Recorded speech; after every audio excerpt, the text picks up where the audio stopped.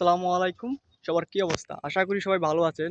তো মূলত আজকে কথা বলবো গতকাল বাংলাদেশ যে আ শ্রীলঙ্কার বিপক্ষে তৃতীয় টি-20 ম্যাচে যে পারফরম্যান্সটা করেছে, আমরা যদি ব্যাটিং এর দিকে লক্ষ্য করি তাহলে দেখতে পাই যে ১ম বলে কিন্তু একটা বাংলাদেশের উইকেট পড়ে গেছিল পারভেজ ইমনের। পরবর্তীতে আ কিছুক্ষণ পরে আবার আমরা দেখি লিটনের উইকেটটাও পড়ে গেছে। অলরেডি আম্পায়ার দিয়ে দিয়েছিল। কিন্তু ওই সময় আবার লিটন রিভিউ নিয়ে ওই উইকেটটা থেকে বেঁচে যায়।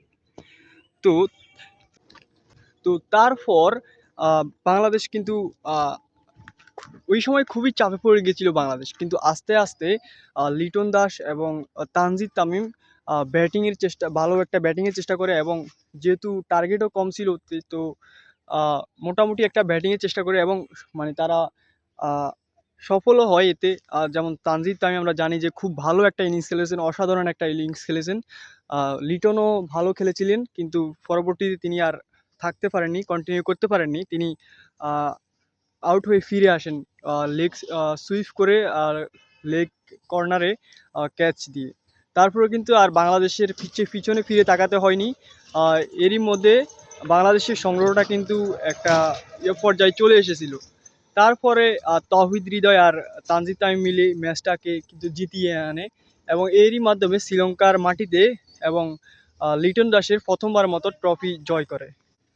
এবং আমরা যদি বোলিংয়ের দিকে লক্ষ্য করি সেখানে কিন্তু মাহাদি হাসান তিনি কিন্তু একাই শ্রীলঙ্কার ভাগা ব্যাটারদের ঘুরিয়ে দিয়েছেন।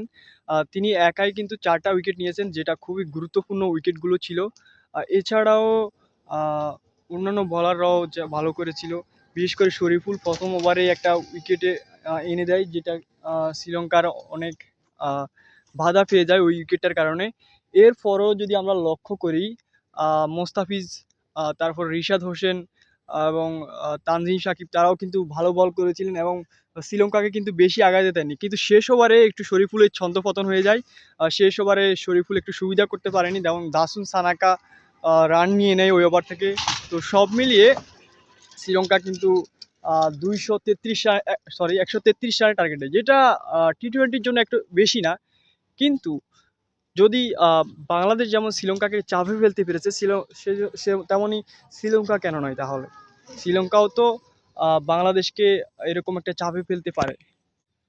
তো সব মিলিয়ে অসাধারণ একটা ম্যাচ ছিল এবং বাংলাদেশের জন্য টি-20 তে এরকম একটা সিরিজ জয় এই মুহূর্তে খুবই দরকার ছিল। কেননা খুবই খারাপ সময় চলতেছে বাংলাদেশের। তো শুভকামনা। আপনারা জানেন সামনেই পাকিস্তানের সাথে ৩ টা টি-20 ম্যাচ আছে ২০ তারিখ থেকে শুরু করে। আ সন্ধ্যা ৬ টায় বাংলাদেশ সময় সন্ধ্যা ৬ টায় হবে এবং এগুলো কিন্তু বাংলাদেশের মাটিতে হবে। তো সুতরাং আমরা বুঝতে পারছি যেহেতু বাংলাদেশের মাটিতে পাকিস্তানের সাথে টি-20 ম্যাচগুলো হবে, সেহেতু বাংলাদেশ একটু আলাদা আ একটু বাড়তি অ্যাডভান্টেজ পাবে।